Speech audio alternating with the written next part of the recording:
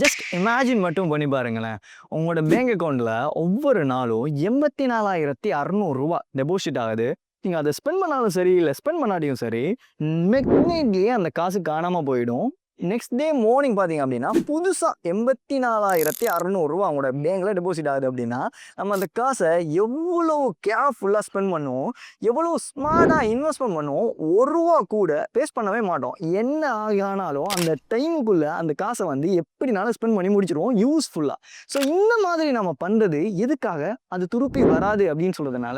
So here is a truth. ரொம்ப ட்ரூத்ஃபுல்லான truth என்னன்னா, ஒவ்வொரு நாளும் நம்மளோட பேங்க் அக்கவுண்ட்டுக்கு ரூ. 84,600 காசு வரப்போறது கிடையாது.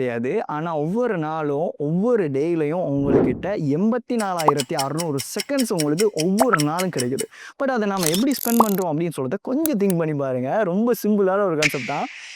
டைம் அப்படின்னு சொல்றத உங்களால விலை கொடுத்து வாங்கவே முடியாது. பட் ஃப்ரீயா கிடைக்குது அப்படின்றதுக்காண்டி எப்படி மணிய நீங்க சேவ் பண்ணுவீங்களோ, அதே மாதிரி உங்களோட டைம உங்களால சேவ் பண்ண முடியாது.